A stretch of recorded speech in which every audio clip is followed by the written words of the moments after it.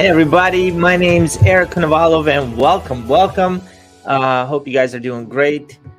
Let me see what is going on here. So I plan on doing these lives quite a bit. We are going to be doing them Tuesdays and Thursdays. The whole purpose is to just add as much value to the community as possible. So my name is Eric Konovalov. What I do is I help entrepreneurs and sales professionals remove self-limiting beliefs. I help them increase their sales, but the reason why I do it is to help people live a life that is completely free.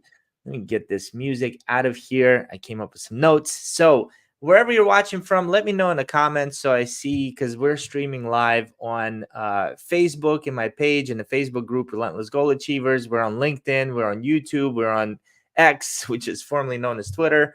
And this will be the first of many that we're doing, once again, Tuesdays and Thursdays at around 10:30 a.m. I'm not sure exactly when. They'll change every week, but it'll be around that time. So thank you for being here.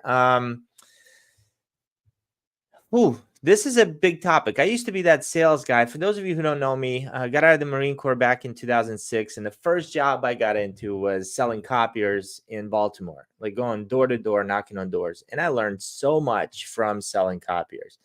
One of the things I learned is that if you don't do the right things, you'll get ghosted. Like, people don't have to buy from you. So today I'm going to give you 5 reasons why sales professionals get ghosted, and then what we can do for each one of them. Now, I wish I could tell you that if you apply these principles that I'm going to talk about today, that you'll never, ever get ghosted, and you'll be able to eliminate that 100% of the time. But I'd be lying to you. That's simply not possible. Anytime somebody else is involved, anytime other circumstances are involved, we can't guarantee 100% success. But what I can guarantee you is minimizing the time that you get ghosted. Okay, so let's talk about why do sales professionals get ghosted. Okay, number one reason is lack of relationship or rapport.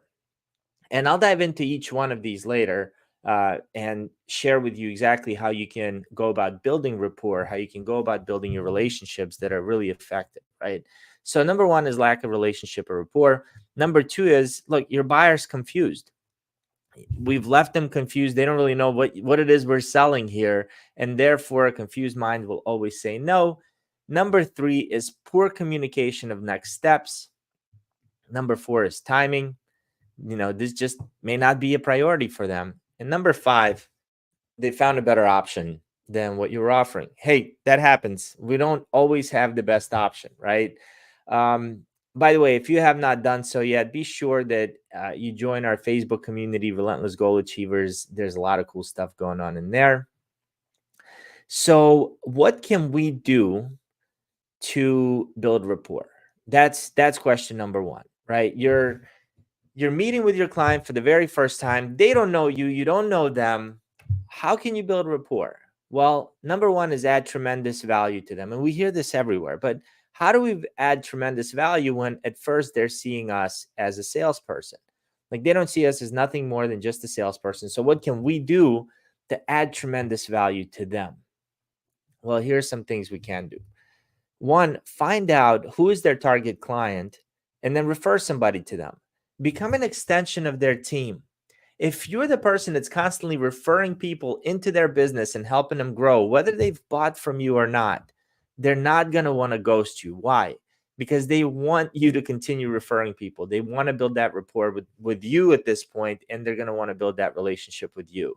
And that's all we can do, right? You can control what you do and the way you add value. And one of the things that we all know as sales professionals is that most people want to grow their business. So let us help them. Why don't we help them grow their business? Wouldn't that be great? Now, if you are selling product A and your competitor is selling product A, even if your competitor is less expensive than you, but you're sending business their way, they're going to go with you every single day. That I can guarantee you. All right. So one, in your initial meeting, as you're doing your discovery phase, find out from them, hey, who is your ideal client? Hey, John, Amy, whoever you're meeting with, person in my role, I meet with business leaders all the time. Who is your ideal client so that I know to look out for referrals? I like to help people who I do business with grow. That's you taking it to the next level, right?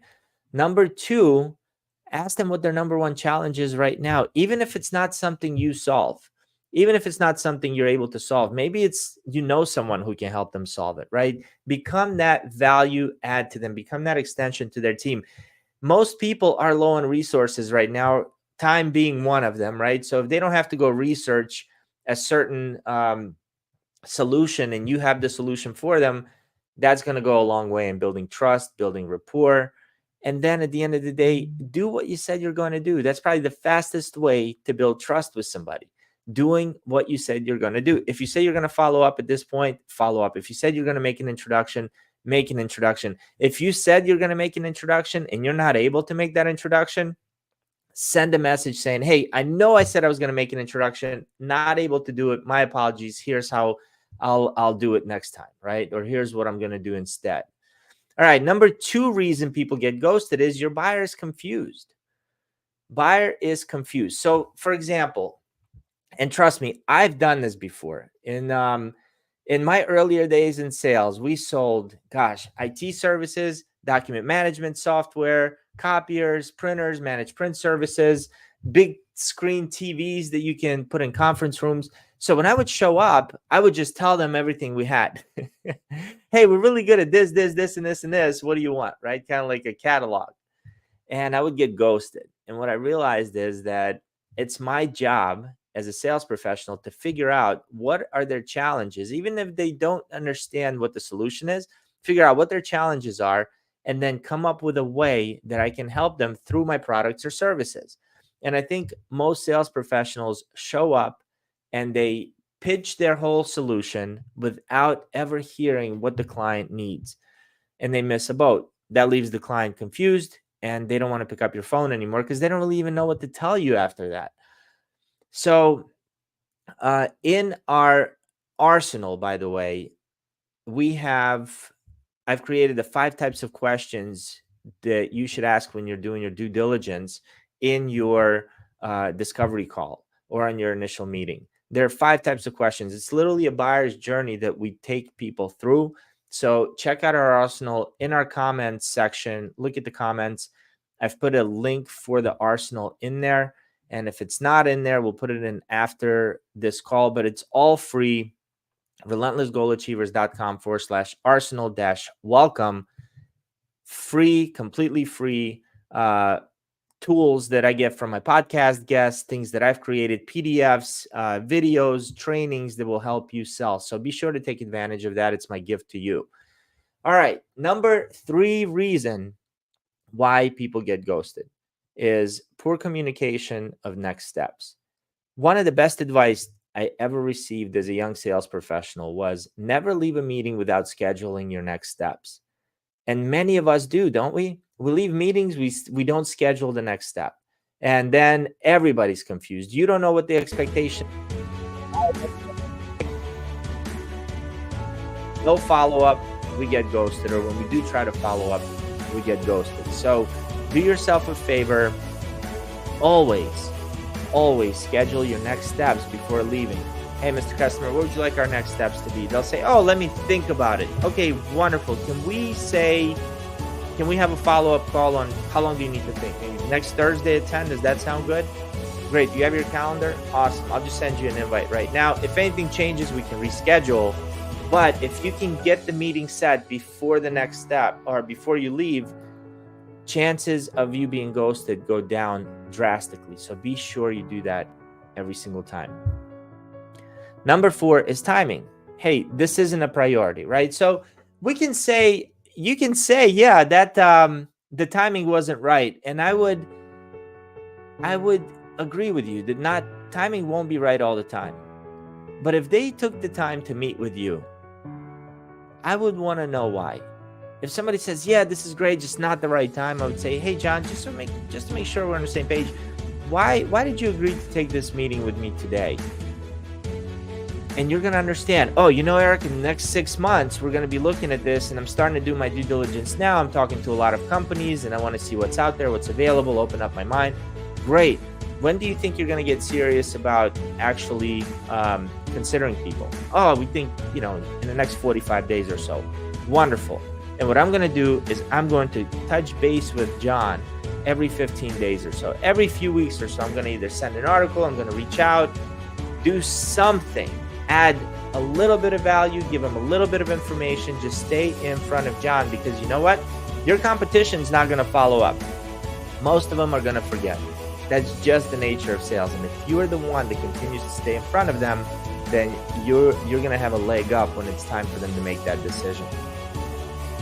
So find out when the time will be right and stay in touch. Continue to build that rapport. This is, by the way, if they say 45 days, this is a great time for you to make introductions, for you to refer people to them, for you to do whatever you got to do to strengthen your position by the time they're ready to make their decision. Number 5 is they found a better option. I mean, let's face it, some clients are just going to find a better option. And we can take that at face value, or we can learn from it.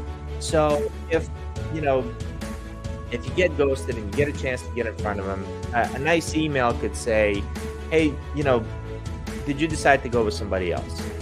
Well, a lot of times people will get back to you and say, yeah, actually, Eric, we did decide to go with somebody else. Do you mind if I get 5 minutes of your time just so I can understand where we lost it, or where, why you chose the other option? You want to learn that, because once you know why they chose who they chose, one, you'll understand if you communicated your product or service the right way. I've been in situations where I lost the deal, and during the recap, the client told me why they went with the other, with the competitor. It was for a feature that I failed to mention. And because I failed to mention it, but the competitor didn't, they just assumed I didn't have it. And they didn't ask me if I had it or not. Customers aren't going to ask you sometimes. So that was a mental note for me to always mention that feature, to ask certain questions. I learned something new. Other times it's just simply the price, and that's fine too, right? But it's good to know, was it my fault that I not communicate something right? Typically in sales, every single time you can take full responsibility for being ghosted, full responsibility for losing a deal, full responsibility for anything to do with that deal, you're going to be better off, because those are the things that you can control. You can control the way you change your messaging. You can control the way you follow up. You can control everything. And so if you found a better option, you still want to get back to them, even though you can't control the fact that they found the better option. You want to understand why, okay?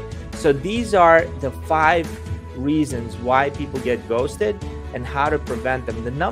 I would say, if I had to pick my number 1 reason here, it would be to schedule next steps before leaving your initial meeting.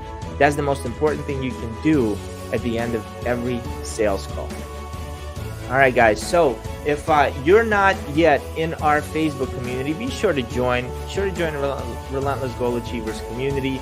And also, if you're watching this on the computer screen, here's a QR code that you can scan right now and get free access to our arsenal, where there are a ton of free downloads and gifts for you to use, that's going to help you sell more, that's going to help you get to your next level. All right, this was a live on how do we prevent being ghosted. On Thursday, I'm going to go live and give you a couple things that you can do if you did get ghosted. Once you get ghosted, what can you do to get them back on track and get back in front of your client? Hey, my name is Eric, and it was so nice to be here with you. I'll see you guys on Thursday. Have a great day, everybody.